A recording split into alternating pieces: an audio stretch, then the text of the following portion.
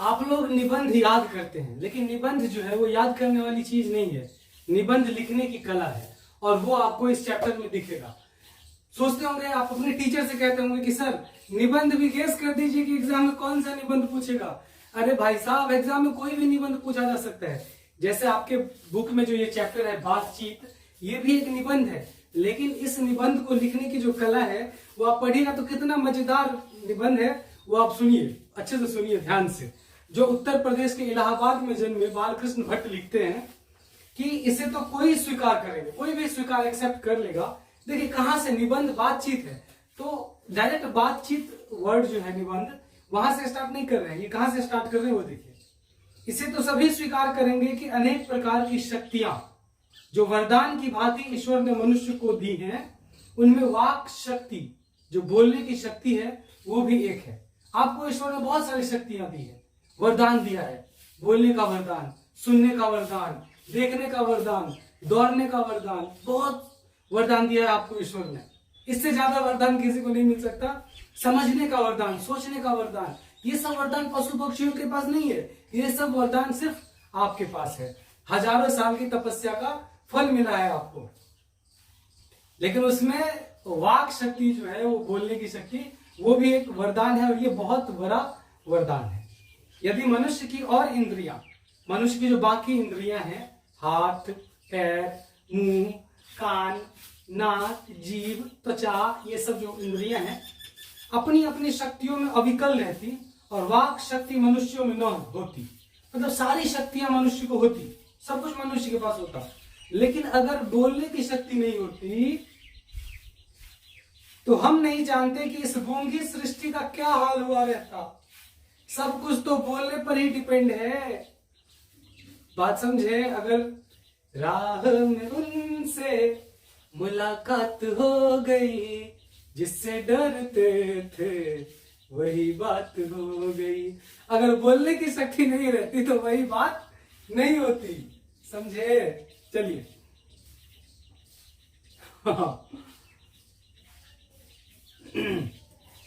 सब लोग लुंज फुंज में मानो कोने में बैठा दिए गए होते, और जो कुछ सुख दुख का अनुभव हम अपनी दूसरी इंद्रियों के द्वारा करते हैं, उसे अवाक होने के कारण आपस में एक दूसरे से कुछ कह सुन नहीं सकते। कुछ कहीं पे कुछ खा के आते हैं तो 100 लोगों को बताते हैं कि मैंने आज पिज्जा खाया, मैंने आज चिकन खाया, मैंने आज बर्गर खाया, मैंने आज ये खाया वो खाया। खाने से ज्यादा खुशी बताने में मिलती है। जब आप कोई गाना सुनते हैं या किसी की चुगली सुनते हैं तो उससे 20 लोगों में, 50 लोगों में बोलते हैं, क्योंकि वो सुनने बोलेंगे तब आपको मजा आएगा। तो जब बोल ही नहीं रहेगी तो आप सुनना छोड़ देंगे, क्योंकि किसी को बताना ही नहीं है तो मैं सुनूं क्यों? किसी को बताना ही नहीं है तो मैं अच्छा अच्छा खाऊं क्यों, अच्छा अच्छा पहनूं क्यों? कुछ भी इंसान नहीं करता अगर वो बोल नहीं पाता, किसी को बता नहीं पाता। तो हम लोग 90% काम इसलिए करते हैं ताकि हम अपनी बड़ाई दूसरों को कर सके, और दूसरे लोग हमारी बड़ाई कर सके। जब कोई बोलता ही नहीं, कोई हमारी बड़ाई करता ही नहीं, तो हम क्यों कुछ करते? कुछ एक्स्ट्रा, कुछ नया, कुछ अलग, कुछ अपने अंदाज में क्यों करते? ये सब बोलने की शक्ति की वजह से है। इस वाक शक्ति में अनेक फायदे हैं। बोलने की शक्ति में बहुत सारा काम आदमी करता है। कोई गीत गाता है बोलने की वजह से, गीत भी गा सकता है, कुछ भी कर सकता है। लेकिन इसमें 2 शक्ति जो है वो बहुत ज्यादा महत्वपूर्ण है। एक है भाषण देने की शक्ति, स्पीच, जिसे हम लोग वक्तृता कहते हैं हिंदी में, और एक है बातचीत। भाषण देना और बातचीत करना दोनों अलग अलग बात है। जैसे मैं अभी खड़ा होकर के भाषण दे रहा हूं, और बातचीत का मतलब हुआ कि जब 2 लोग आपस में बैठ करके बातचीत करते हैं, 3 भी हो सकते हैं, 4 भी हो सकते हैं, लेकिन 2 लोगों की बातचीत जो है वो सबसे परफेक्ट होती है, क्योंकि 3 लोगों में अच्छे से बातचीत नहीं हो पाएगा। घुमा फिरा के बात करेंगे, खुल्लम खुल्ला बात नहीं हो पाएगा। तो वाक शक्ति की अनेक फायदे हैं, लेकिन उसमें 2 फायदे हैं, स्पीच, भाषण देना, और बातचीत करना। भाषण देने से बातचीत का जो ढंग है वो एकदम निराला है। भाषण देना उतना अच्छा नहीं होता जितना कि बातचीत। आप किसी के दिल में बातचीत के जरिए जगह बना सकते हैं, भाषण के जरिए नहीं। भाषण में एक बोलता है, दूसरा बैठ करके सुनता है, लेकिन बातचीत में दोनों बोलते हैं। वो अलग बात है कि बीवी के सामने में इंसान भाषण ही सुनता है, बातचीत नहीं होती है। लेकिन बातचीत में वक्ता को नाज नखरा जाहिर करने का मौका नहीं दिया जाता। बातचीत में जो वक्ता होता है उसको नाज नखरा नहीं दिखाना होता है। भाषण देने में क्या होता है, आप एकदम से मंच पे खड़े हो गए और बोलना शुरू किया, लेडीज एंड जेंटलमैन, भाइयों और बहनों, मेरे प्यारे देशवासियों, मेरे स्कूल के छात्र छात्राओं, प्यारे भाइयों एवं उनकी बहनों। नहीं, ऐसा नहीं होता है बातचीत में, ये भाषण में होता है।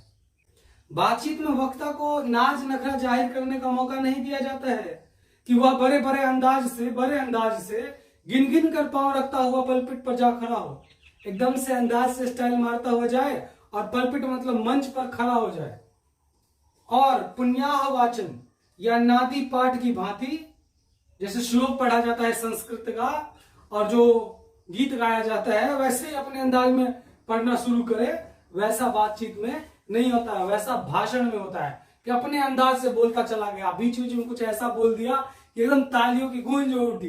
बातचीत में तालियों की गूंज नहीं उठती है। लेडीज एंड जेंटलमैन की बहुत सी स्तुति करे करावे तब किसी तरह वक्तृता का आरंभ करे, खूब अपना भाषण दे लेडीज एंड जेंटलमैन, उसके बाद बातचीत स्टार्ट करे। ऐसा नहीं होता है बातचीत में। लेडीज जेंटलमैन है, किसी को हम फोन करेंगे तो ऐसा नहीं बोले हाँ लेडीज नमस्ते, ऐसा नहीं करते हैं, सीधा बातचीत स्टार्ट करते हैं। जहां कोई मर्म या नोक की चुटीली बात वक्ता महाशय के मुख से निकली कि ताली ध्वनि से कमरा गूंज उठा। जैसे ही जो भाषण देने वाले होते हैं उनके मुख से कोई ऐसी चुटकीली बात निकली कि तालियों के गूंज से पूरा हॉल जो है वो गूंज उठता है। इसलिए वक्ता को खामखा ढूंढ कर कोई ऐसा मौका अपनी वक्तृता में लाना ही पड़ता है। जो वक्ता होता है उसको ढूंढ करके कुछ ना कुछ अपने भाषण में ऐसा लाना पड़ता है जिसमें करतल ध्वनि अवश्य हो। करतल ध्वनि मतलब तालियों की गूंज एकदम जरूरी हो। जैसे मैंने अभी आपको गुनगुना के सुनाया राह में उनसे, उसी तरह का लाइन लाना पड़ता है। तो बजाइए ताली आप लोग एक बार। वहीं हमारी साधारण बातचीत का कुछ ऐसा घरेलू ढंग है कि उसमें करतल ध्वनि का कोई मौका नहीं होता, बातचीत में नहीं होता है। न लोगों के कह कहे उड़ाने की कोई बात ही रहती है, न ही लोग कह कहे ठहाके मारते हैं। नहीं, ऐसा नहीं होता बातचीत में। हम दो आदमी प्रेम पूर्वक संलाप कर रहे हैं, दिल खोल करके बात कर रहे हैं। कोई चुटीली बात आ गई तो हंस पड़े। मुस्कुराहट से होठों का केवल फर्क उठना ही हंसी का अंतिम सीमा है। और बातचीत में एकदम मुस्कुराइए हल्का सा, बस। हाँ, कभी कभी कुछ ऐसी बात निकल जाती है तो रावण की तरह हा हा हा करके हंस पड़ते हैं, लेकिन अक्सर जब दो आदमी आमने सामने बैठ करके बात करते हैं तो उसका हल्का मुस्कुराना ही हंसी की अंतिम पराकाष्ठा है। लेकिन भाषण में होता है ठहाके पर ठहाके लगते हैं और सामने वाला आपसे ज्यादा जोर से ठहाके लगाएगा भाषण सुनकर। स्पीच का उद्देश्य सुनने वाले के मन में जोश और उत्साह पैदा करना है। स्पीच देने का मतलब है कि सामने वाला एकदम जोश और उत्साह में आ जाए।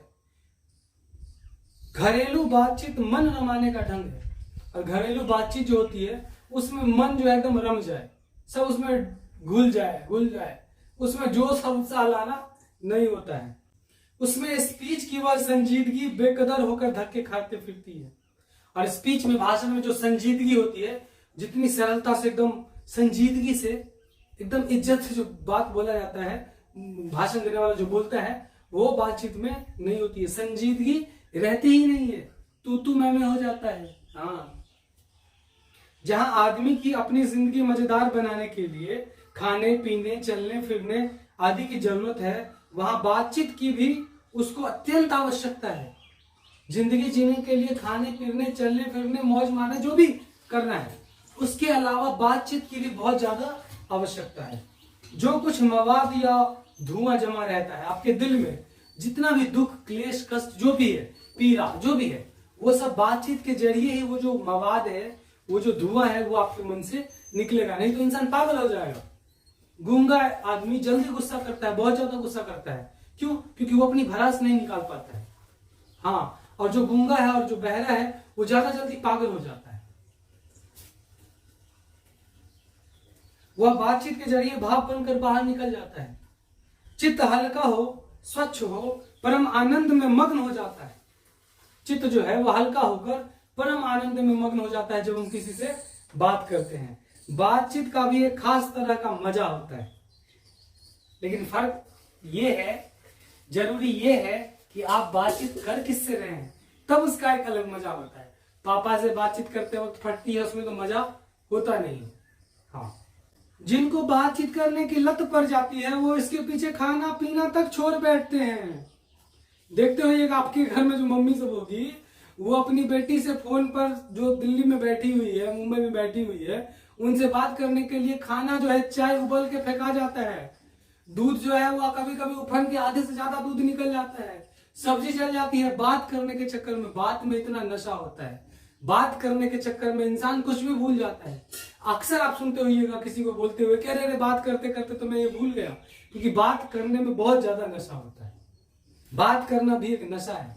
हाँ, इसलिए कभी भी लड़कियों से बात नहीं कीजिएगा, गांठ बांध लीजिए, नहीं तो पूरी जिंदगी आप भूल जाइएगा। बहुत ज्यादा नशा होता है उसमें। अपना बड़ा हर्ज कर देना उन्हें पसंद है, पर वे बातचीत का मजा नहीं खोना चाहते। अपना बहुत नुकसान हो जाएगा, हाँ चलो ठीक है, दूध जल गया, सब्जी जल गई, कोई काम छूट गया, लेकिन बात बंद नहीं होना चाहिए। रॉबिन्सन क्रूसो का किस्सा बहुत लोगों ने पढ़ा होगा। रॉबिन्सन क्रूसो वाला कहानी आप लोग पढ़े होंगे, और नहीं पढ़े हैं तो पढ़िए, बहुत अच्छी कहानी है। जिसे 16 वर्ष तक मनुष्य का मुंह देखने को नहीं मिला था, इंसान का शक्ल उसने नहीं देखा था। कुत्ता बिल्ली आदि जानवरों के बीच में 16 वर्ष के बाद उसने फ्राइडे इंसान के मुंह से कुछ सुना। यद्यपि उसने अपनी जंगली बोली में कहा था, फ्राइडे ने जंगली बोली में कुछ भी कहा था, पर उस समय रॉबिन्सन को ऐसा आनंद हुआ मानो उसने नए सिरे से फिर से आदमी का चोला पाया था। इससे सिद्ध होता है कि मनुष्य की वाक शक्ति में कहां तक लुभा लेने की शक्ति है। आप किसी की बात को इतने देर से अगर वीडियो देख रहे हैं, इसका मतलब है कि मेरी वाक शक्ति में आपको लुभा लेने की पावर है, इसलिए आप अभी तक बैठ करके मुझे सुन रहे हैं। और किसी को भी आप सुनते ही हैं, किसी टीचर को, किसी भाषण देने वाले को, किसी का गीत सुनते हैं, इसका मतलब है कि उसकी वाक शक्ति में वो शक्ति है। जिनमें केवल पत्र व्यवहार है, जो किसी से केवल खत के माध्यम से बातचीत करते हैं, मैसेज में बातचीत करते हैं, कभी एक बार भी साक्षात्कार नहीं हुआ, आमने सामने नहीं हुआ, उन्हें अपने प्रेमी से बात करने की कितनी लालसा होती है अंदाजा नहीं लगाया जा सकता है। बस कितने का भी रिचार्ज कराने के लिए तैयार हो जाता है, बस बात करने के लिए। देखिए, निबंध में आप कुछ भी लिख सकते हैं, बस कुछ अनर्गल बातें नहीं, हाँ कुछ घुमा करके इंटरेस्टिंग बात लिख सकते हैं। देखिए बातचीत के निबंध में कितने अच्छे से लिखा जा रहा है। अपना अभ्यंतरित भाव दूसरे पर प्रकट करना, अपने अंदर में जो भाव है वो दूसरे के ऊपर में प्रकट करना, और उसका आशय आप ग्रहण कर लेना, और वो जो बोल रहा है उसका अर्थ खुद से ग्रहण कर लेना, शब्दों के द्वारा ही हो सकता है, दूसरा कोई माध्यम नहीं है। सच है, जब तक मनुष्य बोलता नहीं तब तक उसका गुण दोष प्रकट नहीं होता है। किसी कोई अच्छा है या बुरा है वो तभी पता कर सकते हैं आप जब तक आप उससे बातचीत न करें। आप जब उससे कुछ दिन बात कीजिएगा तभी उसकी अच्छाई बुराई आपको पता चलेगा। किसी को देख करके या किसी का भाषण सुन करके आप अंदाजा नहीं लगा सकते हैं कि वो अच्छा है कि बुरा है। उसका गुण और दोष जो है वो बातचीत से ही प्रकट होता है। बेन जॉनसन का यह कहना, बेन जॉनसन ने कहा है कि बोलने से ही मनुष्य के रूप का साक्षात्कार होता है, बहुत ही उचित जान पड़ता है। जो इंसानी रूप है उस वो कब प्रकट होगा? बोलने से। बातचीत की सीमा क्या है? कितने लोगों में बातचीत हो सकती है? तो बातचीत की जो सीमा है वो 2 लोगों से लेकर के और पूरी मीटिंग आप समझ लीजिए, मीटिंग में सैकड़ों लोग बैठे हुए हैं और मीटिंग करते हैं, वो भी एक तरह से बातचीत ही होता है। एडिसन का कहना है कि असल बातचीत सिर्फ 2 व्यक्तियों में हो सकती है। असल बातचीत, जिसका तात्पर्य यह हुआ कि जब 2 आदमी होते हैं तभी अपना दिल दूसरे के सामने में रखते हैं, और बातचीत तो वही है जब दिल खोल कर रख दिया जाए सामने में। जब 3 हुए, 3 तिगारा काम बिगाड़ा, जब 3 हुए तब 2 की बात कोसों रह गई। दिल नहीं खुल सकता है 3 के बीच में। कहा भी है कि 6 कानों में परी बात खुल जाती है। दूसरे यह कि किसी तीसरे आदमी के आते ही या तो वे दोनों अपनी बातचीत से निरस्त हो बैठेंगे या उसे निपट मूर्ख अज्ञानी समझ बनाने लगेंगे। जो तीसरा अगर आ गया तो दोनों आदमी अपनी अपनी बात खत्म कर देते हैं या उस तीसरे को बेवकूफ बनाने लगते हैं अपनी बातों से। बातचीत नहीं होती है। जैसे अब बातचीत का असर क्या होता है वो बता रहे हैं कि जैसे गरम दूध और ठंडे पानी का दो बर्तन अगल बगल में रख दिया जाए तो दूध ठंडा हो जाता है और पानी गर्म हो जाता है। हाँ, उस दोनों के बीच, दोनों का जो गुप्त असर है वो पड़ता है। ठीक वही होता है दो इंसान के बीच में। जब दो इंसान अगल बगल में बैठते हैं तो दोनों में जो है वो आवेश का आदान प्रदान होता है। ये बात सच है। दोनों के बीच में जो आवेश है वो आदान प्रदान होता है। उसकी एनर्जी उसमें जाती है, उसकी एनर्जी उसमें जाती है। तो सोचिए कि जब पास में बैठने से आवेश का आदान प्रदान होता है तो बातचीत करने से कितना फर्क पड़ेगा। इसे कौन स्वीकार नहीं करेगा। अगर कोई आपके बगल में बैठा हुआ व्यक्ति दुष्ट प्रवृत्ति का है, निगेटिव माइंडसेट का है, तो आप भी खुद को, आपके अंदर में भी एक निगेटिव एनर्जी पैदा होने लगेगी। अगर वो आपके बगल में बैठा हुआ इंसान गुस्से में है तो आपको भी, आपके अंदर में भी थोड़ा थोड़ा गुस्सा आने लगेगा। सिर्फ बगल में बैठने से, बातचीत करने से कितना असर पड़ेगा आप समझ सकते हैं। अब इस बात को 3 आदमियों के साथ देखना चाहिए। मानो एक त्रिकोण सा बन जाता है, एक त्रिभुज सा बन जाता है। तीनों चित्त मानो 3 कोण है और तीनों की मनोवृत्ति के प्रसरण की धारा मानो उस त्रिकोण की 3 रेखाएं हैं। गुपचुप असर तो उन तीनों पर होता ही है। जो बातचीत 3 में की गई हो वो मानो अंगूठी में नग सी जड़ जाती है। उपरांत जब 4 आदमी हुए तब बेतकल्लुफी से बातचीत का बिल्कुल स्थान नहीं रह जाता है। 3 आदमी रहता है तब तो होता ही नहीं है, क्योंकि बातचीत ऐसे घूमेगी, ऐसे बात यहां से वहां जाएगी, वहां से यहां आएगी। डायरेक्ट बात नहीं होती है। जब 4 होगा तो बेतकल्लुफी से तो बात हो ही नहीं सकती है, मैंने एकदम खुल के बात नहीं हो सकती है। जो कुछ बातचीत की जाएगी फॉर्मेलिटी, गौरव और संजीदगी के लक्ष्य में सनी हुई होगी। 4 से अधिक की बातचीत तो केवल रम रमौवल कहलाएगी। 4 से ज्यादा लोग तो बस रम रमौवल कर सकते हैं, हंसी मजाक कर सकते हैं, बातचीत नहीं कर सकते हैं। उसे हम संलाप नहीं कह सकते, दिल खोलकर बातें करना नहीं कह सकते। 4-5 लोगों के बीच में जो बातचीत होती है, इस बातचीत के अनेक भेद हैं, अनेक प्रकार की बातचीत होती है। मान लो कोई बुढ़ा बातचीत कर रहा है, 2 बुढ़ों की बातचीत प्रायः जमाने की शिकायत पर हुआ करती है। अगर कोई 2 बूढ़ा बैठा हुआ है तो वो कैसी बातचीत करेगा? वो सिर्फ जमाने की शिकायत करेगा कि आजकल का तो छौड़ा सब बिगड़ गया है, छौड़े तो हमारे जमाने में हुए करते थे, राजा हरिश्चंद्र, अब तो हनी सिंह का बाप सब निकल गया है। सब ऐसा बातचीत करेंगे जो बूढ़े बैठेंगे तो, अरे मौसम इतना बिगड़ गया है, मौसम तो हमारे जमाने में होता था।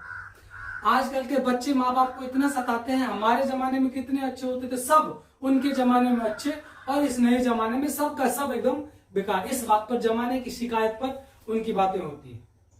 2 बुढ़िया बैठ जाएगी तब कैसा बातचीत होगा? तब उनकी बहू, बेटी की बड़ाई और बहू की बुराई होगी। 2 बुढ़िया के बीच में जो थोड़ी उम्र दराज की, अपनी बेटी में अच्छाई निकालना शुरू करेंगे और बहू में बुराई निकालना शुरू करेंगे। लड़कों की बातचीत, खिलाड़ी हुए तो अपनी अपनी तारीफ करने के बाद वे कोई सलाह गांठेंगे जिससे उनको अपनी शैतानी जाहिर करने का पूरा मौका मिले। अगर कोई 2 लड़का है और अगर वो खिलाड़ी है तो पहले तो अपनी बुराई करेगा, उसके बाद सामने वाले को सलाह देगा कि तुम ऐसा करो, ऐसे शॉट मारो, ऐसे नहीं। स्कूल के लड़कों की बातचीत का उद्देश्य अपने उस्ताद की शिकायत या तारीफ या अपने सहपाठियों में किसी के गुण अवगुण का कथोपकथन होता है। और स्कूल का कोई लड़का है तो उसके जो सीनियर है, उसका जो सीनियर है या उसके क्लास में जो सबसे पढ़ा लिखा है उसकी तारीफ करेंगे और दूसरे में सिर्फ दुर्गुण निकालेंगे, अवगुण खोजेंगे। पढ़ने में कोई लड़का तेज हुआ तो कभी अपने सामने दूसरे को कुछ न गिनेगा, किसी को कुछ मानेगा ही नहीं। सुस्त और भोंदा हुआ तब दबी बिल्ली का सा स्कूल भर को अपना गुरु ही मानेगा, पूरा स्कूल ही उसका गुरु हो जाएगा। इसके अलावा बातचीत की और बहुत सी किस्में हैं, बहुत तरह का बातचीत होता है। राजकाज की बात, व्यापार संबंधी बात, 2 मित्रों में प्रेमालाप इत्यादि। हमारे देश में अशिक्षित लोगों की बतकही होती है, बातचीत नहीं होती है। अगर कोई 2 मूर्ख आदमी बात कर रहा है तो वहां पे बतकही होता है, बातचीत नहीं होता है। बतंगर जिसको हम लोग बोलते हैं। लड़के वालों की ओर से एक आदमी विवचयी होकर दोनों में विवाह संबंधी की कुछ बातें करते हैं। बिचौला बिचौलिया होकर के बीच में खड़ा होकर लड़की वाले और लड़की वाले की तरफ से शादी की बात करते हैं। उस दिन से बिरादरी वालों को जाहिर कर दिया जाता है कि अमुक लड़की का अमुक लड़के के साथ विवाह पक्का हो गया हो, और यह रस्म बड़े उत्सव के साथ की जाती है। चंडू खाने की बातचीत भी निराली होती है। चंडू खाने का मतलब होता है अफीम खाने वाले लोगों की मंडली के लिए सुरक्षित स्थान, जहां पे अफीम लोग खाते हैं, नशा करते हैं। वो जो जगह होता है जिसे आप लोग महफिल कहते हैं, या उसको मैखाना, जहां पे शराब पीते उसको मैखाना कहा जाता है, और जहां पे लोग अफीम खाते हैं उसको चंडू खाना कहा जाता है। मतलब जो नशेड़ियों का जो स्थान होता है वो भी बातचीत का जबरदस्त स्थान होता है। वहां पर भी आपको तरह तरह का इंटरेस्टिंग बातें सुनने को मिलेगा। निदान, बात करने के अनेक प्रकार और ढंग है। बात करने के अनेक प्रकार के ढंग है। एक कहावत है हम लोगों में, यह मुंह पान खुआवे और यह मुंह पनी, मतलब यही मुंह जो है वो पान खिलाता है और यही मुंह जूता खिलाता है। अगर आपकी बातचीत करने का तरीका अच्छा होगा तो वही आपको पान खिला देगा, बुरा होगा तो जूता भी खिला सकता है। तो बिल्कुल एकदम सावधान रहिए। बातचीत का हुनर रहना चाहिए जो यूरोप के लोगों के पास है, हमारे पास नहीं है। हम लोग तो रेटे करके बातचीत करते हैं। हमारे बातचीत में घमंड दिखता है। हमारे बातचीत में हमेशा हम लोग सोचते हैं कि बात करने में कैसे सामने वाले को हरा दे, लेकिन यूरोप के लोगों में ऐसा नहीं है। वो बातचीत के जरिए दूसरे को हराना नहीं चाहते, बातचीत के जरिए बात में रस पैदा करना चाहते हैं, मिठास पैदा करना चाहते हैं, ताकि सामने वाला उसको एंजॉय करे। आर्ट ऑफ कन्वर्सेशन यहां तक बढ़ा है यूरोप में। आर्ट ऑफ कन्वर्सेशन, बात करने की कला यहां तक बढ़ी है कि स्पीच और लेख दोनों इसे नहीं पाते। स्पीच और लेख में वो कला नहीं है जो बातचीत में है यूरोप में। इसकी पूर्ण शोभा काव्य कला प्रवीण विद्वान मंडली में है। जो पूर्ण कला जो है वहां के विद्वानों की मंडली में है। ऐसे चतुराई के प्रसंग छेड़े जाते हैं कि जिन्हें सुन कान को अत्यंत सुख मिलता है। ऐसा प्रसंग, ऐसा कुछ छेड़ा जाता है, बात का स्टार्टिंग जो होता है जिससे कान को सुख मिलता है। सुहृद गोष्ठी इसी का नाम है। एकदम अच्छा दिल वाला, खुल के बात करने वाला जो गोष्ठी, जो मीटिंग है, इसी को कहते हैं। सुहृद गोष्ठी की बातचीत की यही तारीफ है कि बात करने वालों की लियाकत अथवा पंडिताई का अभिमान या कपट कहीं एक बात में भी प्रकट नहीं हो, उसे ही सुहृद, हृदय के साथ वाला मीटिंग कहते हैं, जिसमें घमंड, पंडिताई का अभिमान दिखाई नहीं पड़ता है। वर्ण क्रम में, बल्कि बात करने के दौरान रसाभास पैदा करने वाले शब्दों को बरतते हुए, रस का आभास पैदा करने वाले शब्द को बरतते हुए चतुर सयाने अपनी बात को सरस रखते हैं। जो चतुर और सयाने लोग होते हैं वो रस पैदा करने वाले बातों को रखते हैं। वह रस हमारे आधुनिक शुष्क पंडितों की बातचीत में नहीं। हमारे जो आधुनिक, जो सूखे पंडित हैं, उनकी बातों में वो रस नहीं मिलता। वो हमेशा सामने वाले को हराने की सोचते हैं। पंडित का मतलब विद्वान, ठीक, जिसे शास्त्रार्थ कहते हैं, कभी आएगा ही नहीं। वो जो रस है वो शास्त्रार्थ में कभी वो रस नहीं आएगा। मुर्ग और बटेर की लड़ाइयों की झपटा झपटी के समान, जैसे मुर्गा और बटेर पक्षी में जो लड़ाई होती है, जो झपटा झपटी होती है, वैसे ही झपटा झपटी के समान उनकी नीरस कांकों, बिना रस वाले कांकों में सरस संलाप की चर्चा चलाना ही व्यर्थ है। रस वाला बातचीत हो, इसका चर्चा चलाना ही व्यर्थ है। बल्कि कपट और एक दूसरे को अपने पांडित्य के प्रकाश से बाद में परास्त, हराने का संघर्ष आदि रसाभास की सामग्री वहां बहुतायत के साथ आपको मिलेगी। सामने वाले को हराना, उसी में एंजॉय कर रहे हैं लोग। यहाँ पे जो दो लोग बात करते हैं वो सामने वाले को अपने विद्वता से हराना चाह रहे हैं, उसमें भी लोग एंजॉय कर रहे हैं उसको। बात समझ रहे हैं? हाँ, लेकिन यूरोप में, यूरोप के देशों में ऐसा नहीं होता है। वहां पे लोग दूसरे को खुश करना जानते हैं, हराना नहीं जानते, दूसरे के साथ बात करना जानते हैं। घंटे भर तक काव काव करते रहेंगे तो कुछ नहीं होगा। काव काव करने से कुछ नहीं होगा। बड़ी बड़ी कंपनी और कारखाने हमेशा 2 या 3 लोगों में सरस संलाप करने से, जो बड़ी बड़ी कंपनियां हैं, वो 2-3 दोस्त जो प्रेम से बैठ करके बात करते हैं, तब बड़ी बड़ी कंपनियां खुलती हैं और हजारों लोगों को रोजगार मिलता है। काम काव करने से बड़ी बड़ी कंपनियां नहीं खुलती हैं। 25 वर्ष के ऊपर के लोगों में जो बातचीत होती है उसमें सारगर्भिता होती है। कुछ अनुभव होता है, उसमें कुछ तथ्य होता है 25 साल से ऊपर के लोगों में। लेकिन जो 25 साल से कम उम्र के लोगों में जो बातचीत होती है वो एकदम दिल फेंक वाला बातचीत होता है, आनंद ही आनंद होता है, मिठास ही मिठास होता है, उसमें कोई तर्क संगत बात नहीं होती है। उसमें जो मिठास है वो 10 गुना बढ़ जाता है 25 साल से कम उम्र के लोगों में। यहां तक हमने बाहरी बातचीत का हाल लिखा है, जो बाहरी बातचीत होती है वो, जिसमें दूसरे फरीक होने की बहुत आवश्यकता है, बिना किसी दूसरे मनुष्य के होते हुए किसी तरह संभव नहीं है। जब हम बाहरी बातचीत करते हैं तो दूसरा मनुष्य चाहिए ही चाहिए, और जो दो ही तरह पर हो सकता है, या तो कोई हमारे यहाँ कृपा करे या हम कहीं जा करके कृतार्थ करें। कोई हमारे यहाँ आकर के कृपा करे या कहीं हम जाकर के कृतार्थ करें, तभी बातचीत हो सकती है। पर यह सब तो दुनियादारी है, जिसमें कभी कभी रसाभास होते देर नहीं लगती। दुनियादारी में तो कभी कभी आराम से रस मिल जाता है बातचीत करने में, क्योंकि जो महाशय अपने यहाँ पधारे उनकी पूरी दिलजोई न हो सकती तो शिष्टाचार में त्रुटि हुई। अगर हमारे यहाँ कोई महाशय पधारे हैं तो अगर जम करके उनकी खिदमत नहीं हुई तो ये तो शिष्टाचार का अभाव हुआ। अगर हम उनके यहाँ गए तो पहले तो बिना बुलाए जाना ही अनादर का मूल है, बिना बुलाए जाना ही अनादर की जड़ है, और जाने पर अपने मन माफिक बर्ताव न किया गया तो मानो दूसरे प्रकार का नया घाव हुआ। और अगर आप किसी के यहाँ गए और आपके हिसाब से अगर वहां पे आपके साथ व्यवहार नहीं हुआ तो ये तो नया घाव देने जैसा हुआ। इसलिए सबसे उत्तम प्रकार बातचीत करने का हम यही समझते हैं कि हम वह शक्ति अपने में पैदा कर सकें कि हम अपने आप बात कर लिया करें। हम कोई ऐसी शक्ति पैदा करें ताकि हमें दूसरे की जरूरत ही न पड़े बातचीत करने की। हम खुद से बात करें, हम खुद को दोस्त बना लें, हम खुद को अपनी दुनिया बना लें। हमारी भीतरी मनोवृत्ति प्रति क्षण नए नए रंग दिखाया करती है। हमारे जो भीतर की जो मनोवृत्ति है, जो मनोभाव है, हमारे मन का जो भाव है, वो रोज हर एक पल नया नया रंग दिखाती है। अगर आप उसमें ढल गए तो आपको दुनियादारी की जरूरत नहीं पड़ेगी। वह प्रपंचात्मक संसार का एक बड़ा भारी आईना है। जो प्रपंच रचने वाला जो संसार है उसका बहुत बड़ा आईना है हमारा मन, जिसमें जैसी चाहो वैसी सूरत देख लेना कुछ दुर्घट बात नहीं है। और एक ऐसा चमनिस्तान है, एक हरा भरा बाग है जिसमें हर किस्म के बेल बूटे खिले हुए हैं। ऐसे चमनिस्तान की सैर करने में क्या कम दिल बहाव है? अगर आप अपने अंदर में घुस जाएं, खुद से बातचीत करना शुरू करें तो वो कम दिल बहलाने वाला नहीं होता है।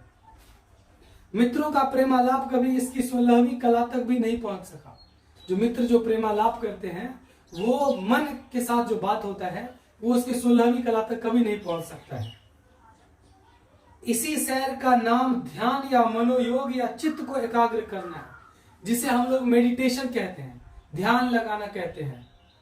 उससे बड़ा बातचीत और कुछ भी नहीं है, जिसका साधन 1-2 दिन का काम नहीं है। मेडिटेशन करना 1-2 दिन का काम नहीं है। मेडिटेशन करना एक कला है जो आपको रोज करना पड़ेगा। वर्षों के अभ्यास के उपरांत यदि हम थोड़ी भी अपनी मनोवृत्ति स्थिर कर अवाक हो अपने मन के साथ बातचीत कर सके तो मानो अहो भाग्य। सालों तपस्या करने के बाद, सालों पर अभ्यास करने के बाद अगर आप अपने मन को शांत करके मन के साथ बात कर लें तो ओह क्या भाग्य होगा। उससे बड़ा भाग्य कुछ भी नहीं, उससे ज्यादा मजा और किसी भी चीज में नहीं। एक वाक शक्ति मात्र के दमन से न जाने कितने प्रकार का दमन हो गया। वाक शक्ति के दमन से कितने प्रकार का दमन हो जाएगा कोई नहीं बता सकता। हमारी जिह्वा कतरनी के समान सदा स्वच्छंद चला करती है, जैसे कैंची चलती है वैसे हमारी जीभ चलती है। उसे यदि हमने काबू में कर लिया तो क्रोधाधिक बड़े बड़े अजय शत्रुओं को बिना प्रयास जीत कर वश में डाला गया। अगर आपने जीभ को वश में कर लिया तब समझिए कि आपने अपने सबसे बड़े शत्रु को वश में कर लिया। इसलिए अवाक रह करके अपने बातचीत करने का यह साधन यावत साधनों का मूल है। शक्ति परम पूज्य मंदिर है, परमार्थ का एकमात्र सोपान है। परमार्थ का, परम अर्थ का एकमात्र सीढ़ी है। अगर आप परम अर्थ तक पहुंचना चाहते हैं तो साधना कीजिए, मेडिटेशन कीजिए, खुद से बातचीत कीजिए। वीडियो अगर अच्छा लगा हो तो कमेंट कीजिएगा और दोस्तों के साथ शेयर कर दीजिए, क्योंकि अब स्टार्ट हो चुका है। हिंदी हम पूरा पढ़ाएंगे, 12th का, इंग्लिश की भी तैयारी करेंगे, 11th 12th अच्छे से तैयारी करवा देंगे। फिलहाल तो हिंदी इंग्लिश स्टार्ट कर रहे हैं और बाकी सब्जेक्ट भी बहुत जल्दी करेंगे। Thank you so much, bye bye, take care. Channel को सब्सक्राइब करके बेल आइकॉन दबा दीजिएगा।